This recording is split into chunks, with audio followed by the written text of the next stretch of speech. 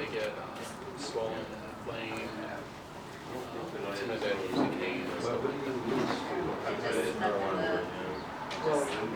Good afternoon, everyone. We're a little bit behind.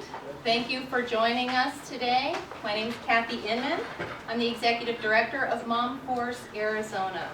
Mom Force Arizona is a substance abuse awareness and prevention group, substance abuse prevention group, we like to bring to light natural alternatives to pharmaceuticals that are harming many of our seniors, and I've been a cannabis advocate for 7 years. So I've seen in the last few years how people are getting off of their pharmaceuticals and feeling better, and that's why we're here today. We're gathered to give that good information to some of you folks and hope that you'll spread the good news to your friends.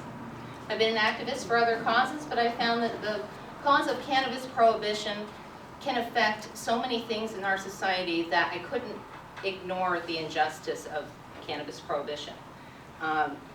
As a woman raised with a respect for life, as a mom who wanted to keep kids safe, and as an Arizonan for liberty and less government intrusion, I really couldn't ignore what was going on. I was taught to obey the law. I was taught to trust authority. I was taught to trust our government. But I was also taught to tell the truth. I've stood up for this because I believe that we can save lives with the truth. As a mom, I looked at what was happening in high schools and colleges, and I saw binge drinking and pharmaceutical overdoses happening to college kids, and I just thought, this is enormous. Why on earth would it be a felony to possess something that has not taken a life on record? I feel that I stand up for the silent majority of cannabis users who won't come out because they have a fear of losing their job, their children, their home, their security. And that's why I come out to stand up and make sure that folks don't feel alienated, because they're not alone. I've been from one end of the state to the other in the last few years as an advocate, and I can tell you that I've spoken to so many folks, good folks, taxpayers, business owners, homeowners, people that are frightened to look in their rear view mirror because they might have something in their car. This is craziness, and that's why I stepped out, and that's why I came out. What else is craziness? The big business of the pharmaceutical companies. Pharmaceutical companies are hurting people. It's a huge business, and we see this. CVS is number 5 on the Forbes 500. It's grown over the years. We need a new approach to drug education. We need an honest approach, because education is the key to bringing down the cycle of addiction. When we're honest about the drugs that are being used, we create awareness. Cannabis hasn't taken a life on record. How do I know this? There's no listing at the Center for the Disease Control. They have a listing for every other substance and how many lives it's taken. How else do I know this? You can go to the National Cancer Institute website and find out that cannabis receptors are not in the brain, not nearly as present in the brainstem. And the brainstem is what turns off your breathing and your heart. So if you can't stop breathing and your heart doesn't stop, you stay alive. And that's why cannabis has never taken a life on record. Education is the key. I want to thank you, the participants that have come here today to help me speak out for cannabis.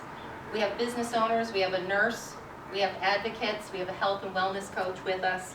Lots of great information, and if it weren't for the pioneers, there would be absolutely no progress. So thank you folks for showing up. All our life we've been told that marijuana is a terrible, bad drug. They've thrown marijuana in the same basket at the DARE program and at a federal level. They've thrown marijuana, cannabis in the same basket as heroin, a Schedule I narcotic, something that is taught in the schools in the DARE program, that heroin is just as bad as marijuana. When you teach kids this and they try marijuana and they realize that they don't feel that bad, that they're okay and they survived it, they go on to use the other substance that they were taught is just as bad, heroin. This is why we have a heroin problem. This is one of the reasons we have a heroin problem in Arizona today. And I'm dumbfounded by it, and I really feel that our substance abuse awareness groups, the major ones that are funded, don't have a toxic agenda. I'd like to hope that their agenda is for health and that they will become aware of this fact. When you put together the facts about The opiates that are in pharmaceuticals, the pain relievers that folks are taking, folks are losing their lives 1 every 20 minutes. These opiates are the same as heroin. That's the other reason that we have a heroin problem in Arizona and in America right now. Folks are dying. Why? Because heroin and alcohol do affect your brainstem. They do shut down your breathing. They do shut down your heart. These are functions we need to live. That's why alcohol and opiates will take your life and cannabis will not. We have to re-examine what's right and wrong when we're looking at what's moral, what conservative values are in Arizona. We have to re-examine what's right and wrong when we stand up for legal pharmaceuticals and we allow legal alcohol, but we won't allow another substance. They say, why should we add another substance? It's coming up. 2016, we're going to have a choice. We're going to have a choice whether or not to vote to legally regulate cannabis in Arizona. And when we make that choice, we have to realize we have alcohol taking 80,000 lives in America every year. We have pharmaceuticals taking 36,000 lives every year. My morals tell me that I need to stand up for a substance that's never taken a life on record. And I think if you re-examine conservative values, that conservative values point to standing up for life. And I stand up for life. We trust our doctors to do no harm, but harm is being done. Like I say, every 20 minutes we lose a life from opiate overdose. In Arizona, we lose 10 children every month from pharmaceutical abuse and overdose.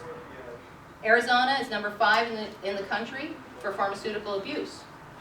And all these facts are at the Center for Disease Control. In a state that stands for life, liberty, and less government intrusion, again, we really need to re-examine our values. The Pope came out against the legal regulation of cannabis, legalizing marijuana. He doesn't want to do it. Why? He points to addiction. What's more addictive than opiates that take lives? I tweeted the Pope, and it was funny because I was looking at a story about the Old Pueblo. We're here in Tucson. I wanted to find out why they call it the Old Pueblo. And does anybody know why they call it? I just found out last night, and I've been calling it this for years. I bet you do, Bob. You know, the cute part was is that the railroad came to Tucson in 1880, and the mayor here was so excited about this railroad connecting Tucson to the rest of the world that he started sending off letters to dignitaries all over the world. The Pope was included. And he included the United States President and several others, but the Pope was included, and it was cute because I read this story right after I had tweeted the Pope. I tweeted the Pope because, number one, he uses Twitter. He may pay attention. These tweets get attention. I know this. I got attention from our Maricopa County attorney. I'm very excited to announce that I will be having an open public discussion about cannabis and whether or not we should regulate in 2016 on March 30th. Very excited about that, and that will be happening in Gilbert, and I'll give you guys all the great information about that. But getting back to the Pope tweets too, and the Pope sees these things. And the information that I found at the National Cancer Institute was so flooring to me last night, because I've read through it, and I've read through it. But what I was looking for is that proof about our brain stem. And that's what I found, is that it doesn't, that's why cannabis doesn't shut off life and does not take lives. So I had to tweet this to the Pope. And I encourage you guys, if you know the truth about cannabis, please tweet to the Pope, because he needs to know that we are, number one, saving lives. We are helping people off addiction. Cannabis is not a gateway to other drugs. It's a gateway off of other drugs. So many people have come to me and told me they've gotten off of heroin, they've gotten off of meth, and they've turned their lives around. They've gotten away from alcohol abuse because they've been allowed this cannabis medicine in the last few years. They've been allowed this liberty that we have to go and pay a fee for every single year. You know what? I've got friends, and I'm a person that works pro bono for this. I do not get paid. I'm not a paid lobbyist. I am just a mom. And I've been working this way for 7 years. You know, I don't like having to pay $150, $300 a year to resubscribe to this program. I honestly don't. I don't think I should have to. You know why? Because I don't have to pay to drink alcohol and feel woozy, and if I have 2 glasses of wine, I feel a lot more polluted in my body than I ever have on any amount of cannabis. So why on earth is that allowed and legal? And that's not something I have to pay every year to go and have. And cannabis is something that I have to pay. It's special, it's treated differently because it's a big business. And the pharmaceutical companies are frightened. They're frightened of losing their money, and they see it coming. I'm sure they're trying to get in on it somehow. But when this genie is out of the bottle, and it is, and I'm helping it by doing these videos for you guys so that folks know that they're not alone. When this genie is out of the bottle, there's no putting it back in, and the pharmaceutical companies know this. And they're gonna lose money. You know why? Because back in the beginning, if anybody doesn't know, 1937 we got the Marijuana Tax Act. And in that, that was not passed by congressional approval or a vote of the people. It was passed behind closed doors by a bunch of folks who had an interest. We had the oil, Rockefeller, we had the chemical, which was DuPont, and we had Hearst, who were the paper folks. Those folks were the only people that were putting out media at the time, back in the 30s. So this is the only information they were able to get. Well, when the oil and chemical folks saw hemp coming, hemp was going to be $1 billion crop. This was going to make our farmers rich. This was going to make our farmers rich. Instead, the oil companies and the chemical companies got rich, and this continues today. In 1970, the Controlled Substance Act came and finished the job, pharmaceutical one. So you see in the last 40 years, we have Mother's Little Helper, we have 1 in 5 kids on ADHD medicines, 1 in 5 kids on ADHD medicines. Maybe they're not on it, but they're being prescribed that. Yes, sir? Mother's Little Helper, what is that? Well, I don't know, you name it, I've never taken them. Valium. Okay, that was the thing in the 70s. I've never heard that term, I'm sorry. That's, yeah, Valium, and that's progressed to Okay, that's fine, thank you. Klonopin, Xanax. Paxil, Paxil. Xanax. Xanax is something that in the 80s only older Fine, folks that's- were that's taking. fine. Now, yeah, and any number of pharmaceuticals that get mom through her day. And now we have children being gotten through their day so they can focus. Well, they need to turn off the TV, they need a mother's attention, they need a father's attention, they don't need drugs. There's about 1 million things that folks don't, there's 4 things that people do need. 1 million things you don't need drugs for, but there are 4 things you do need. You need healthy food and lots of water. Come on in, welcome. You need healthy food and lots of water. You need community, folks to talk to, people to relate with, things to do. You need exercise, and you need enough of all of these things to get good sleep. And guess what? A natural herb called cannabis can actually help with all of these things instead of pharmaceuticals. Now, there is a place for pharmaceuticals. I know, because pain management is a big business, I know that it started somewhere, and folks do need some pharmaceuticals. But you can wean back. You can take less. And that's what's been happening since Prop 203 passed. Folks have been coming to me and telling me how they've been taking less pharmaceuticals, they've been doing more good things in their life, like exercise, taking more good food in, paying attention to the water they take in. Just water, you guys. You might feel a little weird. Have some water, because all of a sudden you feel different. It's amazing. You don't need drugs, and they're immediately prescribing drugs for absolutely everything known to man out there. So with 1 in 5 kids on a prescription, with seniors being completely over-medicated, if you're not on the web, please get on the web, because there's so much good information. Over-medicated America. Focus on seniors. There's so many stories in there. Get in there and just see what they're doing to folks. At some point, do come up here and take a look at all of these things. 1 in 15 people who take non-medical painkillers, they take them just because they're their friends, they happen to have them, they didn't get a prescription, they will end up taking heroin in the next 10 years. I have the journal from the American Medical Association report that just came out last August saying that we are saving lives in states that allow medical marijuana. It's a beautiful time that we're living in, guys, and I just want to make sure everybody has the information. So I want to thank you all for coming here today. We have some great speakers. We have some lovely refreshments. Feel free to have some while we're listening to our folks. Next on the agenda is a patient testimony. And Bob, would you like to join us? Would everybody please thank you. Thank you. Let's give it up to Bob. Bob's going to come on up here and tell us the story. Thank you, Bob. Thank you, Kathy, and I appreciate what you're doing and the message that you're trying to get out to people. My name is Robert Clark. I am a medical marijuana patient. I've been medicating pretty much regularly since 1985.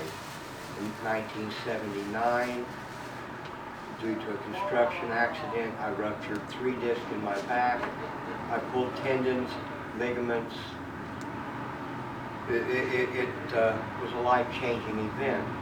Over the next 5 years, I had 2 total appendectomies where they removed 2 discs.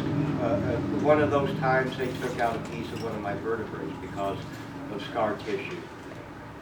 I spent 30 days in traction after that. 1985, I had my first spinal fusion. During that period of time, I became allergic to all hydrocodones and oxycodone due to an arrest for possession of marijuana back in 1973 and then again in 75.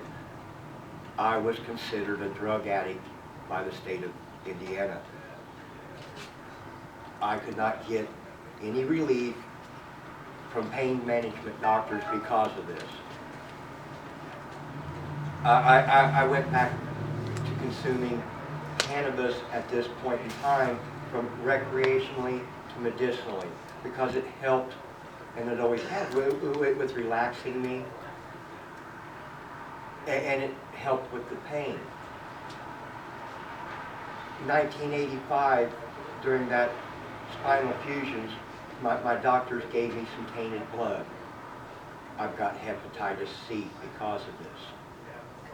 In 1989, I fell through a stairway opening on a job. I crushed my left hip. In 1995, I had my 4th spinal fusion. They put titanium cages, stainless steel rods in my back. 2001, because of heavy drinking in the late 70s, I was diagnosed with pancreatitis. I moved to this beautiful state in 2010. I had worked all my life. Construction. I taught myself how to read blueprints. I built $1 million homes. I ran my own company for a couple of years. I joined the Carpenters Union, taught myself how to do layout, use instrumentation, all of this while I was self-medicating for pain. I moved here that summer. It was the same year that you people voted on medical marijuana. I was diagnosed with stomach cancer. It was a very aggressive form. They rushed me right through the old cut and slash medical program that they had. They took out 80% of my stomach. Over the next 9 months, I spent 80% of my day sick, nauseated.